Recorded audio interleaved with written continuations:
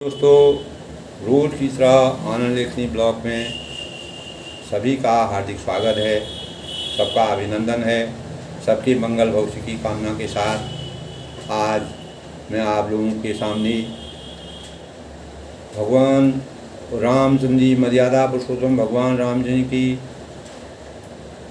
बालकांड के प्रसंग में जब तुलसीदास जी ने सभी लोगों की अर्चना की और सभी लोगों से याचना की और इस प्रकार के प्रसंग वाल्मीकि जी ने अपने ग्रंथ में लिखा था, रामायण में लिखा था, वाल्मीकि रामायण में। उसके बाद तुलसीदास जी ने उसका अनुवाद किया।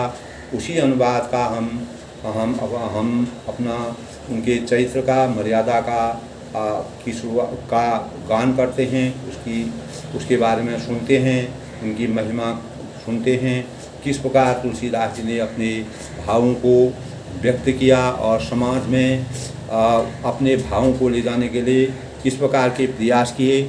तो जैसे कि दोस्तों, इससे पहले ब्लॉग के माध्यम से तब तुलसीदास ने कहा था कि उन्होंने जो दुष्ट थे, दुष्टों को भी उन्होंने अनुनय विनय किया, उनकी भी महिमा गुणगान किया, उनका भी गुणगान किया, उनको भी सज्जनता की श्रेणी में आने के लिए और अनेकों प्रयास किए और उनको भी अपना नमन किया और उनको भी अपने शरण में, भगवान राम जी के शरण में जाने की प्रेरणा की।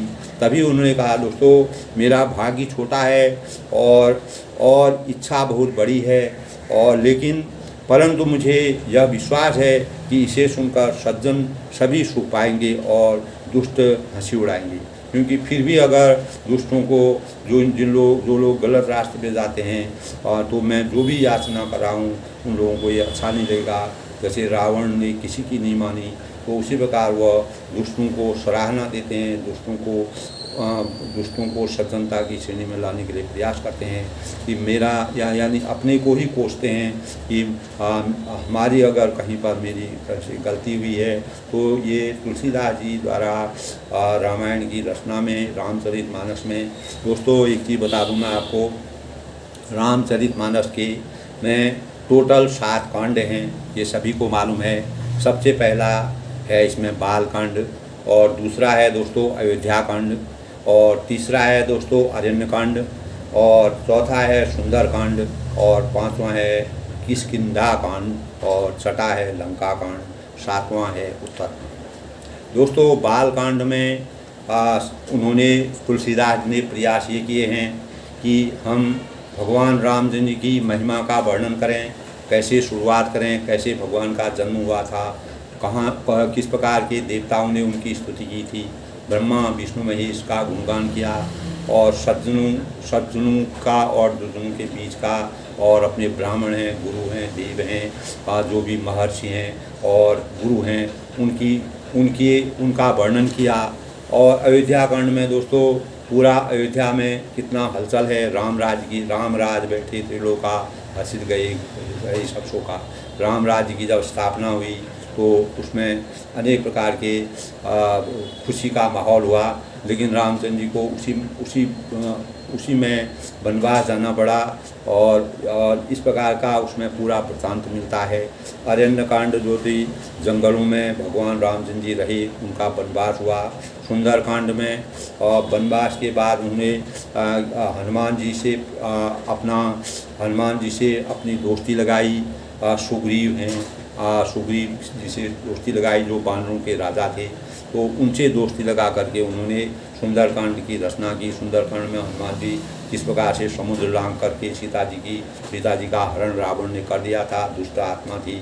जहाँ पर दोस्तों अच्छाइयाँ होती हैं वहाँ पर बुराइयाँ भी होती हैं, उनको जंगल जाना पड़ेगा। ये सब वनवास, 14 साल का जो वनवास हुआ, ये सब चीज़ें मर्यादा की रचना के लिए किया गया। दोस्तों रामचंद्र जी सर्वज्ञ थे, वह सब कुछ जानते थे, सब कुछ जानते हुए कि वह उन्होंने मर्यादा की रचना करी, मानव जीवन के लिए आगे की अपेक्षाओं को, मानव जीवन को सुधारने के लिए मानव जीवन को कैसे प्रेरित किया जाए, इस प्रकार का प्रयास वाल्मीकि जी ने अपने ज्ञान से किया और उसी ज्ञान को तुलसीदास जी ने हमारे सामने रखा। किसकिंधा कांड में दोस्तों अनेक प्रकार के बानरों का बखान है और उसमें अनेक प्रकार के इस प्रकार के प्रकरण हैं जो बानर और देवताओं और उनको मिलकर के किस प्रकार से उन्होंने कार्य किए, ये सब कांड और जितने भी ऋषि मुनि थे उनके सानिध्य में क्या हुआ। लंका कांड में दोस्तों, लंका कांड में ये हुआ कि लंका का दहन किया गया और रावण का हनन किया गया, रावण को मारा गया, जितनी भी दुष्ट आत्माएं थी, राक्षसों का विनाश हुआ और लंका में हनुमान जी ने आग लगा दी जिससे पूरी लंका जल गई। केवल एक विभीषण जो कि रामचंद्र के पहले से ही पुजारी थे उनका घर रह गया था। और सुंदर कांड में दोस्तों, उत्तर कांड में दोस्तों प्रकरण यह है कि उत्तर कांड में कलयुग के समस्त भावों का प्रयोग किया गया है। कलयुग में किस प्रकार की रचना होगी, कलयुग में क्या क्या चीज़ हमारे सामने आएंगी, किस प्रकार के प्रकरण और उतार चढ़ाव हम देखेंगे और कलयुग में किन लोगों को मान सम्मान मिलेगा, किन को कौन लोग अपमान के भागी होंगे, क्या सज्जनता रहेगी, क्या दुर्जनता रहेगी, भक्ति भाव क्या रहेगा, आपस में लोगों का किस प्रकार से मिलन होगा, आपस में लोग किस प्रकार से क्या गतिविधि इंसान की होगी। यानी वह सामाजिक स्तर पर, आर्थिक स्तर पर, राजनीतिक स्तर पर, धार्मिक स्तर पर, हर स्तर पर उन्होंने उत्तरकांड में पूरी रचना की है जो आज साक्षात रूप में हमारे सामने दृष्टिगोचर होता है।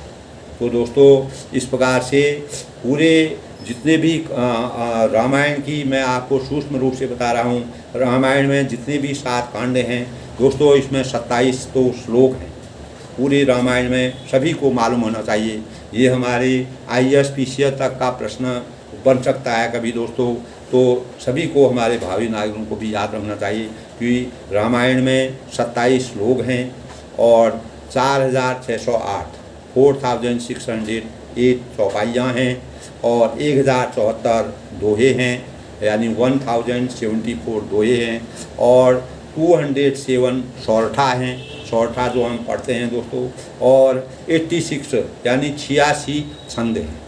इस प्रकार दोस्तों पूरा रामायण की रचना हुई है। इस प्रकार रामायण जो है 27 श्लोक, 4608 चौपाइयों, 1074 दोहे, 207 सौरठे और 86 छंद, इतने के योग से, तो इस प्रकार से दोस्तों टोटल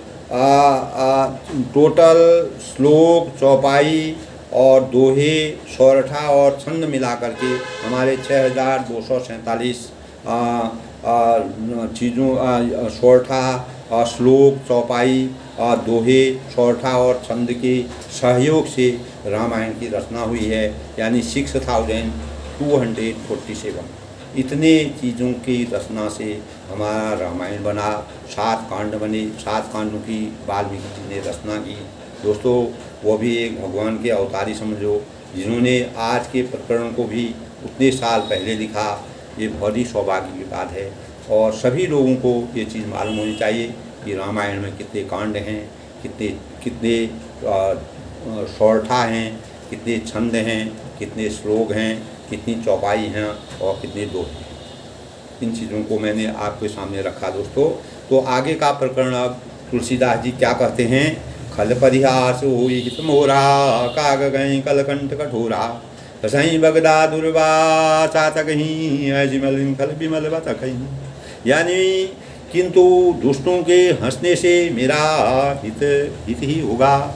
यानी कोई अगर हमारी बुराई करता है दोस्तों, कहीं न कहीं से उसमें हमारा हित छुपा रहता है। आपका मधुर कंठ वाली कोयल को, कौवे को कठोर कहा जाता है। कोयल को मधुर कंठ वाली कहा जाता है, कौवे को कठोर कंठ वाला कहा जाता है। जैसे बगुला हंस को और मेढक पपी को से हंसते हैं, वैसे मनिल जो मलिन मन वाले होते हैं, वे दुष्ट निर्मल वाणी वाले व्यक्तियों से हंसते हैं, उनका मजाक करते हैं। ये समाज में दिखाई देता है। ये तुलसीदास जी ने पहले ही रचना की थी।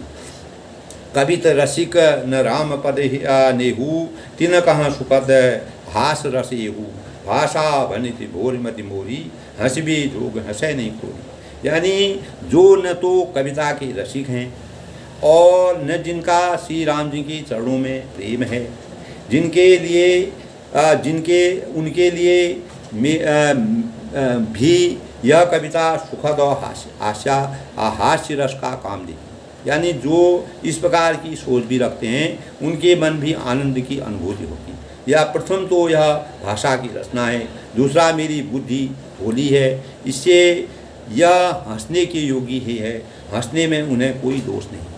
यानी वह कहते हैं कि मुझे हंसने में कोई दोष नहीं है, कोई मेरा हास करे, कोई परिहास करे, कोई भी करे, लेकिन मैं मानव जीवन की मर्यादा की रचना करने के लिए रामचरितमानस का गुणगान करता रहूँगा। रूपर प्रीति समुझनी की तिनहि कथा सुनि त्याग ही हरिपद रति मति न कुतर कहीं तिन कहूँ मधुर कथा रघुवर्गी। यानी जिन्हें न तो प्रभु के चरणों में प्रेम है और न अच्छी समझ है, उनको यह कथा सुनने में फीकी लगेगी। जिनकी श्री हरि भगवान विष्णु और श्री हरि भगवान शिव के चरणों में प्रीति है और जिनकी बुद्धि प्रीति है और जिनकी बुद्धि कुतर्क करने वाली नहीं है, जो श्री हरि हर के भेद को ऊंच नीच की कल्पना नहीं करते हैं, उन्हें श्री रघुनाथ जी की कथा मीठी लगेगी। यानी जो समभाव जो समान भाव के होंगे, जिनके मस्तिष्क में सबके बराबर, सबके मन में सबके लिए बराबर भाव होंगे और निस्वार्थ भाव से जो भगवान की पूजा करेंगे, उनको यह कथा अच्छी लगेगी। लेकिन जो स्वार्थवश कोई कार्य करते हैं, किसी अपेक्षा से कोई कार्य करते हैं और जिनके मन में कुचक्र भरा है और खराब बुद्धि भरी हुई है, तो उनका मन भी तुलसीदास जी ने मनाने की कोशिश की है। राम भगत भूषित जिय जानी, सुनहि सुजन बुरहान सुबानी, कवि के होई नहीं बचन प्रवीणु, सकल कला सब विद्या। यानी तुलसीदास जी ने कहा है कि दोस्तों, सज्जन गण इस कथा को अपने जी में श्री रामचंद्र जी की भक्ति के भूषित जानकर सुंदर वाणी से सराहना करते हुए सुनेंगे। यानी जो सज्जन लोग होते हैं उनको इसमें आनंद की अनुभूति होगी, वह इसकी सराहना करेंगे। और मैं न तो कवि हूँ, वह खुद कहते हैं मैं न कोई कवि हूँ, न वह की रचना ही कुशल हूँ, और मैं सब कलाओं तथा सब विद्याओं से रहित हूँ। यानी मुझे किसी प्रकार की विद्या नहीं होती। वैसे ही कहा है दोस्तों, वैसे भी कहा है, क्षमा बड़न को चाहिए छोटन को उत्पात, का रहीम हरि को बचो जो भृगुमारी। बड़े लोग जो होते हैं दोस्तों, वह क्षमा मांगते हैं। अगर वह अच्छा भी कह रहे हैं, उसमें भी लोग अगर उपहास करते हैं तो वह लोग क्षमा की याचना करते हैं। क्योंकि जो संत होते हैं वह हर बात को अपने हृदय में धारण कर देते हैं, चाहे अच्छाई बोले बुराई कोई बोले तो उसको अपने हृदय में स्थान देते हैं, और वह अपने में कोई चीज़ नहीं रखते हैं। वह बुराई को भी अच्छाई का प्रतीक मान के अपने जीवन में उसको चरितार्थ करते हैं। और इसी प्रकार उन्होंने कहा कि सज्जनगण कथा को अपने जी में राम जी की भक्ति से भूषित जानकर सुंदर वाणी से सराहना करते हुए सुनेंगे। और उन्होंने कहा कि मतलब मैं बड़े लोगों की यही पहचान होती है, उनको हर जगह पर अगर वो अच्छा भी कर रहे हैं लेकिन वह हर जगह पर क्षमा याचना के प्रार्थी होते हैं। जो छोटे लोग होते हैं, कम बुद्धि के लोग होते हैं, जिनमें बुद्धि विवेक नहीं होता है, जो वास्तविकता मानव जीवन की वास्तविकता नहीं जानते हैं, तो वह क्षमा करने में वह विश्वास नहीं रखते हैं। आखरे अरख अलंकृत नाना चंद्र विभिन्न अनेक विधाना, भाव भेद रस भेद अपारा, कवि दोष गण भेद पुकारा। यानी नाना प्रकार के अक्षर अर्थ और अलंकार, अनेक प्रकार की छंद रचना, भावों और रसों के अपार भेद और कविता के भांति भांति के गुण दोष होते हैं दोस्तों। अनेक प्रकार के गुण होते हैं, दोष होते हैं। तो भलिति मोर सब गुण रहित विश्व विदित गुण एक, सो विचार सुनि सुमित। और जिनके बल यानी मेरी रचना सब गुणों से रहित है। यानी वह अपने को फिर भी पीछे मानते हैं। जो सज्जन लोग होते हैं, जिनमें सज्जनता होती है, जिनमें वास्तविकता होती है, जिनमें विवेक होता है, बुद्धि होती है, विद्या होती है, वह अपने को हर जगह पीछे ही समझते हैं। यानी वह कभी अपनी प्रशंसा नहीं चाहते हैं, न वह प्रशंसा के भागी होते हैं। प्रशंसा से व्यक्तित्व बड़ा नहीं होता है। मनुष्य के अंदर से आदमी की प्रशंसा भगवान चारों दिशाओं से देखे हुए हैं, वह मनुष्य की वास्तविकता को जानते हैं। तो इसी प्रकार वह कहते हैं कि यानी मेरी रचना सब गुणों से रहित है, कोई गुण इसमें नहीं है। इसमें बस जगत प्रसिद्ध एक गुण है, उसे विचार कर अच्छी बुद्धि वाले पुरुष ने निर्मल ज्ञान प्राप्त करते हैं, और उन्हीं के लिए ये मेरी बुद्धि का विकास है। यही महा रघुपति नाम उदारा, अति पावन पुराण सुदेशारा, मंगल भवन अमंगलहारी, उमा सही जगत। यानी इसमें श्री रघुनाथ जी का उदार नाम है, जो अत्यंत पवित्र है, वेद पुराणों का सार है, कल्याण का भवन है और अमंगलों को हरने वाला है, जिसे पार्वती जी सहित भगवान शिव जी सदा जपा करते हैं। यानी श्री राम जी की मर्यादा का बखान भगवान शिव, जो जिन्होंने सृष्टि की, ब्रह्मा विष्णु जिन्होंने सृष्टि की, जो सृष्टि के कर्ता भर्ता और हर्ता थे, उन्होंने सृष्टि की, जिन्होंने रचना की, और मनुष्य को कर्तव्य, प्रत्येक मनुष्य को कर्तव्य निष्ठ करने के लिए, कर्तव्य अपने कर्तव्य का प्रतिपादन करने के लिए, सृष्टि की रचना के लिए और इस महानाट्यशाला को बनाए रखने के लिए मर्यादा की संरचना की। उसी परिप्रेक्ष्य में वो बोलते हैं कि मुझे निरंतर रामचंद्र की सेवा करनी है, उसी में हमारा भलाई है, उसी में हम सच्चा मार्ग प्राप्त आ सकते हैं। और जिनका अनुसरण भगवान शिव और पार्वती भी, जिन्होंने सृष्टि की रचना की, ब्रह्मा विष्णु भी जिनके नाम के आगे अपना सर झुकाते हैं, मैं उनके अनुसार, उन्होंने जो किया उनके अनुसार मर्यादा की रचना के लिए वही चीज़ को अपने जीवन में चरितार्थ करता हूँ।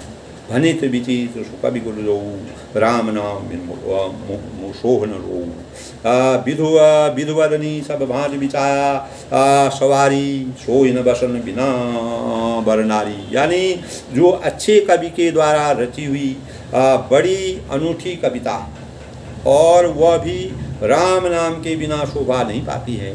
कोई भी कविता है, कोई भी चीज़ है, कोई भी जहाँ पर राम का नाम होगा वही चीज़ आगे बढ़ेगी, उसी की शोभा होगी। जैसे चंद्रमा के जैसा विदु वदनी सब भांज सवारी, जैसे चंद्रमा के समान मुख वाली सुंदर स्त्री सब प्रकार से सुसज्जित होने पर भी वस्त्र के बिना शोभा नहीं देती है, उसी प्रकार बिना राम नाम के कोई भी रचना है, कोई भी भाव है, कोई भी चीज़ हम संसार में करते हैं वह निराधार है। वह इसी प्रकार है जिस प्रकार चंद्रमा के समान सुंदर दिखने वाली स्त्री अगर वह वस्त्रहीन है तो उसकी वस्त्रहीन हो जाती है। सुसज्जित इस प्रकार से सुसज्जित होने पर भी वस्त्र के बिना शोभा नहीं देती है। यानी उनको वस्त्र, जब तक स्त्री का आलिंगन न किया जाए, स्त्री को वस्त्र सुंदर सुंदर न पहना जाए, तब तक उसकी वास्तविक शोभा उभर के नहीं आती। इसी प्रकार रामचंद्र की मधुर वाणी का वर्णन अगर जिस साहित्य में नहीं है, जिस रचना में नहीं है, तो उसकी कोई शोभा नहीं है। राम नाम की मर्यादा सर्वत्र विद्यमान है, उसी को हमको मानना पड़ेगा। या गुण रहित कुकवि कुतबानी, राम नाम अंकित जानी, सादर करहि सुनहि बुधबाही, मधुकर सही संत गुण गाही। इसके विपरीत कुकवि की रची हुई सब गुणों रहित कविता को भी राम के नाम एवं यश के अंकित जानकर बुद्धिमान लोग आदरपूर्वक कहते और सुनते हैं। और क्योंकि सत्संग भौरे की भांति गुण ही को ग्रहण करने वाले होते हैं। भौरा जिस प्रकार पुष्प में बैठता है वह उसकी सुगंध को लेता है और उसमें से मधु को अर्पण करता है। इसी प्रकार हम कहीं भी किसी भी जगह से राम नाम की वास्तविकता को अपने जीवन में चरितार्थ कर अपने जीवन को साकार बना सकते हैं। ये तुलसीदास जी का सबसे बड़ा मंतव्य है। ये उन्होंने बालकांड में शुरुआत में प्रारंभ में बालकांड के प्रारंभ में अनेक प्रकार के सत्संग की ज्योति को जलाने के लिए संतों से, अपने ऋषियों से, मुनियों से, ब्रह्मा विष्णु महेश हैं, गणेश जी हैं, सरस्वती जी हैं, सबका आशीर्वाद प्राप्त किया।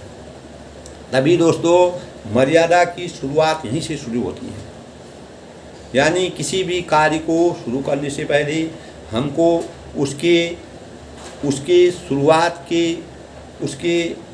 उसकी शुरुआत को कैसे करना चाहिए, ये तुलसीदास जी ने इसमें बहुत बड़ा मार्मिक वर्णन किया है। यद्यपि कवित रस एक हुनाही राम प्रभाव प्रकट ही माही सोई भरोस मोरे मन आवा कहीं न सुरंग बड़प्पन पावा। यानी यद्यपि मेरी इस रचना में कविता का एक भी रस नहीं है। वह कोई भी व्यक्ति, वास्तविक जो व्यक्ति होता है, जिसमें जो बुद्धि विवेक वाले होते हैं, वह अपने बारे में अपनी प्रशंसा कभी नहीं करते हैं, तथापि न वह किसी दूसरे की प्रशंसा के भागी होते हैं। यानी उनको प्रशंसा से नहीं, वह जन कल्याण, लोक भावना, देश हित, समाज हित, परिवार हित की को ज़्यादा महत्व देते हैं। तथापि उनमें श्री राम जी का प्रताप प्रकट है। मेरे मन में यही सब भरोसा है। यानी वो अपने मन में भगवान रामचंद्र के भी प्रति अपार भरोसा समझते हैं और मर्यादा की रचना करने के लिए उन्होंने सभी लोगों को मर्यादा के अनुसार चलने के लिए प्रेरणा की दी और प्रेरित किया। भले संग से भला, यानी भला अगर हम सत्संग अगर हम करेंगे उससे हमें भलाई प्राप्त होगी। किसके बड़प्पन नहीं हर आदमी जो है इससे अच्छा बन सकता है। धूम तजु सहज करुणाई करोड़ प्रसंग सुगंध बसाई भनीति भदेश वस्तु बलि भरणी राम कथा जग मंगल करनी। यानी धुआं होता है दोस्तों, धुआं भी अगर के संग से, यानी अगरबत्ती जो धूप होता है, धूप के संग से सुगंधित होकर अपने स्वाभाविक कड़वेपन को छोड़ देता है। धुआं अगर साधारण धुआं होगा तो उसमें कड़वापन होगा, वह लोगों को पीड़ादायक होगा, हमारे आँखों में प्रतिरोध पैदा करेगा, हमको हमारे लिए कष्टकारी होता है। लेकिन कोई व्यक्ति इसी प्रकार कोई असज्जन लोग हैं, असज्जन लोग जो सज्जन नहीं हैं, जिनमें कुमति है, वह भी अगर सज्जनता की श्रेणी से गुजरेंगे तो उनमें भी निर्मलता आ जाएगी। इसी प्रकार धुआं है, धुआं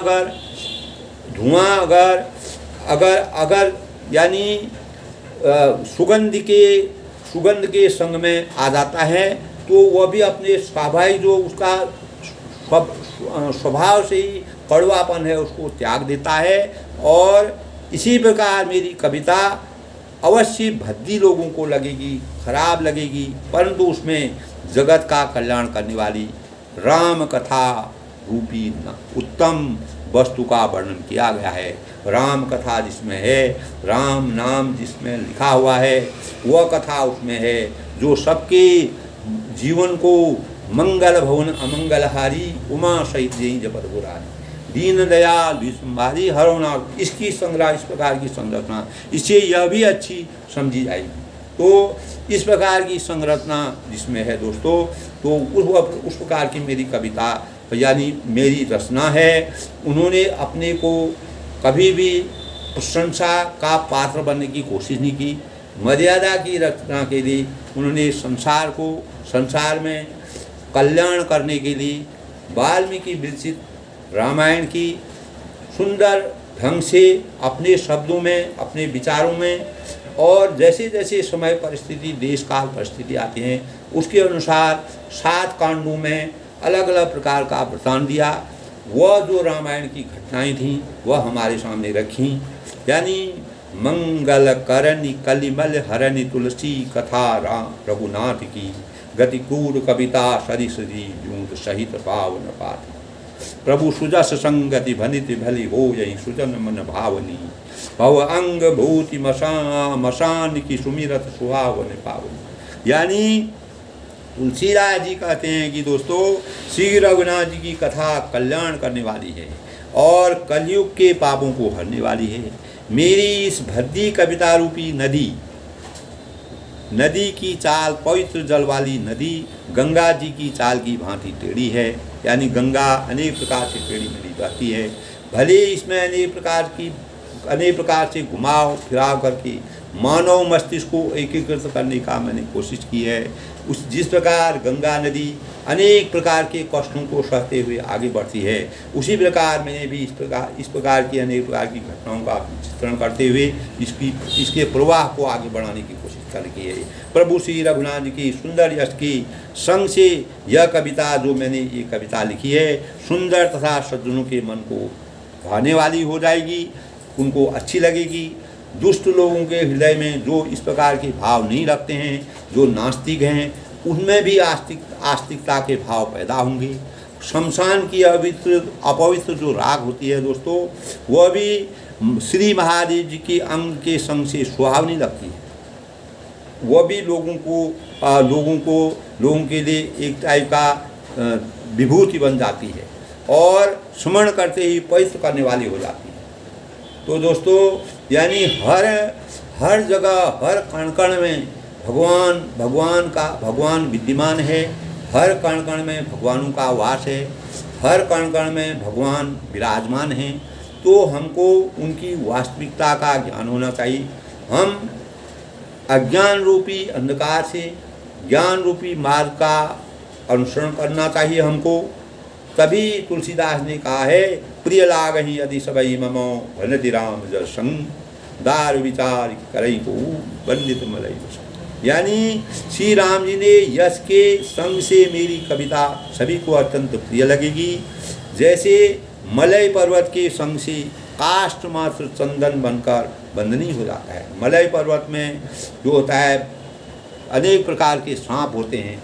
वह सांप उन सांपों में उन पेड़ों में सांप लिपटे रहते हैं, लेकिन उनमें भी जो चंदन की खुशबू होती है वह कभी नहीं ख़त्म होती है। यानी बंधनी हो जाते हैं, वह भी बंधनी हो जाते हैं। चंदन की खुशबू आती है मलय पर्वत के संग से। यानी मलय पर्वत सज्जन की संगति से दुष्ट लोग भी अच्छे मार्ग का अनुसरण करते हैं और वह भी बंधनी हो जाते हैं। ये मर्यादा की सबसे बड़ी पहचान है। दोस्तों क्या कोई काठ की तुच्छता का विचार करता है? यानी लकड़ी है उसको जलाते हैं तो साधारण लकड़ी जलाते हैं तो उससे कोई सुगंध निकलती है, लेकिन वही मलय पर्वत का अगर काष्ठ होगा तो वह हमको सुगंध देगा। वो भगवान रामचंद्र की रचना को उन्होंने मलय पर्वत की संज्ञा दी है, चंदन की दी। श्याम सुरय पद विशद अति गुणों करई कर पान गिरा ग्राम श्री राम जसो गावई सुन। यानी श्यामा गौ जो काली गाय होती है होने पर भी उसका दूध उज्जवल और गुणकारी होता है। यानी गाय कोई भी हो, यानी जो लोग सज्जन होते हैं, दिखने से कोई काला होता है, कोई गोरा होता है, कोई श्वेत वर्ण का होता है, कोई सांवले वर्ण का होता है। तो अनेक वर्णों के लोग इस संसार में वर्ण में दिखाई देते हैं, लेकिन अंतर्वन से जो वास्तविक चीज़ होगी, जैसे काली गाय होती है बाहर से काली दिखती है, लेकिन उसका दूध भी पवित्र होता है, वह भी सफ़ेदी दूध होता है, उसमें भी निर्मलता ही होती है। यानी बाहर से इंसान कैसा भी दिखे, अंदर से हमारे अंदर वह गुण होने चाहिए। यही समझकर सब लोग उसे पीते हैं। नहीं तो काली गाय का दूध लोग नहीं पीते, काली चीज़ का नहीं पीते, हम काले हो जाएंगे, लेकिन ऐसा नहीं है। उसके अंदर व्यक्तित्व की विशेषता होनी चाहिए, उसमें सच्चाई होनी चाहिए, उसका वह मन वचन और कर्म से शुद्ध होना चाहिए, उसके विचार सकारात्मक होने चाहिए, उसके विचार समाज के हित करने वाले होने चाहिए, देश हित करने वाले होते हैं, अपने परिवार को हित करने वाले हैं, भावी पीढ़ी को आगे ले जाने के जिसको विचार होंगे, तो वह जो है काली गाय का दूध के समान निर्मल दूध जिस प्रकार सभी लोग पीते हैं, उसका सेवन करते हैं, वह हमारे लिए अमृत का काम करता है।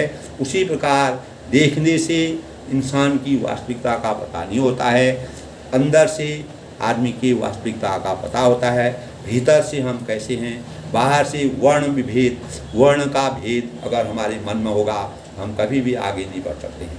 दोस्तों, इसी तरह गंवारू भाषा में होने पर भी सीता जी के यश को बुद्धिमान लोग बड़े चाव से गाते और सुनते हैं। यानी अनेक प्रकार के जंगलों में जब सीता जी गईं, जंगलों में विराजमान थी, अनेक प्रकार की ग्रामीण बस्ती थी, ग्रामीण लोगों ने उनको देखा। वो आज भी उस प्रकार के प्रसंग मिलते हैं कि गांव में रहने वाले जो वास्तविक समाज की वास्तविक रूपरेखा को नहीं जानते थे, वन में रहने वाले लोग नहीं जानते थे, लेकिन उन्होंने भी सीता जी और राम जी की मर्यादा के अनुसार उन्होंने कैसे वनवास में अपना जीवन यापन किया, कैसे उन्होंने रास्ते में अनेक प्रकार के लोगों से संपर्क किया और किस प्रकार के हर प्रकार के लोगों से उन्होंने अपना संपर्क किया। तो आज के प्रकरण में दोस्तों तुलसीदास जी हर जगह अपनी प्रशंसा वो कहते हैं कि प्रशंसा के हमको पात्र नहीं बनना है, हमको वास्तविक सज्जनता भीतर से होनी चाहिए, बाहर के दिखावे से। जिस प्रकार गौ माता काली भी होती है लेकिन उसका दूध भी पवित्र होता है, उसी प्रकार हम अगर बाहर से कैसे भी दिखें, हमारी रचना कुछ भी हो, हमारे बाहर से भाव कुछ भी हो, हमारे अंतर के भाव निर्मल होने चाहिए, तभी हम समाज में उन्नति कर सकते हैं। दोस्तों, आज के प्रकरण में मैंने रामायण में कितने कांड हैं और रामायण टोटल कुल मिलाकर के कितने छंद, 16 श्लोक और चौपाइयों से बने हुए हैं, बन करके रामायण की रचना हुई है। तुलसीदास जी ने हर जगह अपने को बिल्कुल राम भक्ति में लीन होने के लिए यही इसी प्रकार के भाव व्यक्त किए, कहीं भी अपनी प्रशंसा को आगे नहीं रखा। उन्होंने हर समय हर व्यक्ति के सामने अपने को झुकाया रखा, सामंजस्य बनाने के लिए, मर्यादा की रचना को आगे तक बढ़ाने के लिए उनके प्रयास सराहनीय हैं। उन्होंने आज के समाज में जिस प्रकार 7 कांडों की रचना की, उस कांड में उन सभी कांडों में अनेक प्रकार के प्रसंग हैं जो हमारे जीवन में आज भी चरितार्थ हैं। उत्तर कांड में कलयुग में, खास तौर से कलयुग में जिस प्रकार की रचनाएँ हो रही हैं, कलयुग का जैसा वर्णन हो रहा है, कलयुग का प्रथम चरण है, प्रथम चरण में जो भी चीज़ होंगी उसको उन्होंने उतने साल पहले लिख दिया था।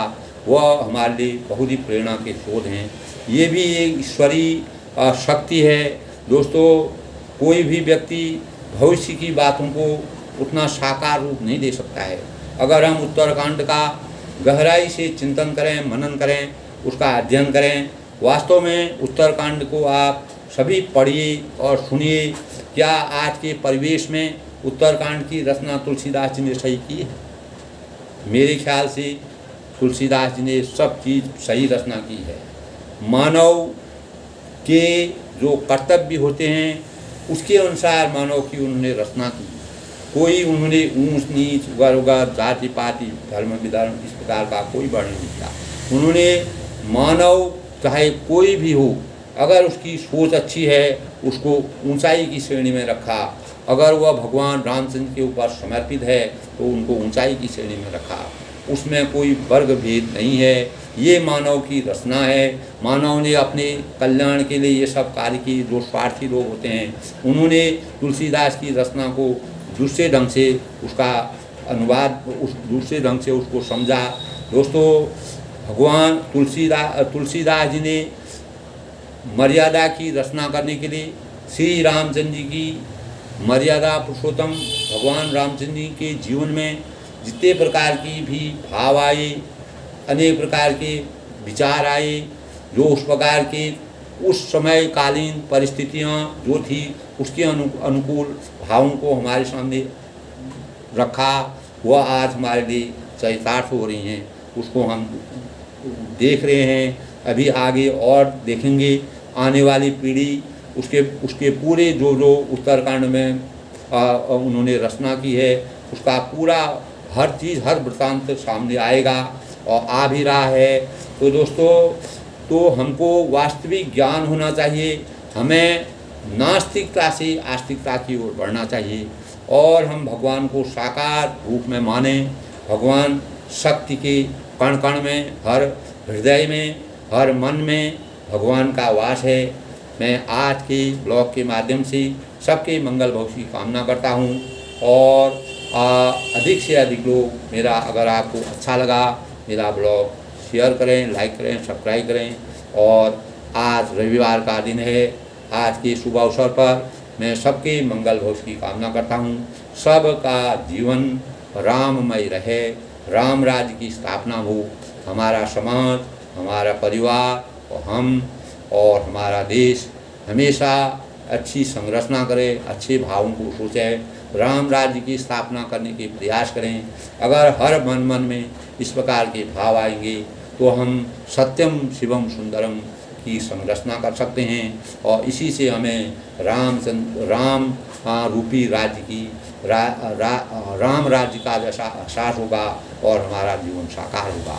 सबकी मंगल भविष्य की कामना के साथ सबको मेरा नमस्कार, सबको बड़ों को मेरा सादर नमस्कार, छोटों को मेरा आशीर्वाद। सबका जीवन प्रसन्न रहे, खुश रहे, सब लोग भगवान मर्यादा, अपनी मर्यादा के अनुसार अपने जीवन को बिताएं, अपना दैनिक जीवन, अपने जीवन को सकारात्मकता की ओर ले जाने का प्रयास करें। यही हमारे जीवन का सबसे बड़ा रूप है। इसी से हम जीवन को चरितार्थ कर सकते हैं, अपने जीवन को साकार बना सकते हैं और अपने देश को उन्नति के पथ पर ले जा सकते हैं। अगर हमारे विचार अच्छे होंगे, हम राम राज्य की स्थापना की कोशिश करेंगे तो हर एक मन में अगर रामचंद्र का वास होगा तो निश्चित ही हमारा देश उन्नति के पथ पर अग्रसर होगा, हम विश्व में अपना स्थान लाएंगे। दोस्तों, इसीलिए मैं सबका अभिनंदन करता हूँ, सबके मंगल भविष्य की कामना करता हूँ। सबको मेरा नमस्कार। श्री राम, जय राम, राम रमा राम रम, जय मंगल भवन मंगलहारी, उमा सही जय जपत पुरारी, दीन दयाल विस्म्बारी, हरऊ नाम मोसम दीनन दीन हिताओ, तुम समान रघुवीर, अस विचार रघुवंश बनी, हरऊ विसंभव, मेरी भवबाधा हरू राधा नागरी सो, जातन की जाय बड़ी श्यामली, उदिर उदय गिरी मंच भराओ, रघुवर बाल पतंग, भिक्षे संत सरोज बनो, हर्षि रोचन, मुद मंगलमयी संत समाजू, जिमजा जंगम तीर गरल सुधार करे मिलाई, गोवर सिंधु सियावर रामचंद्र की।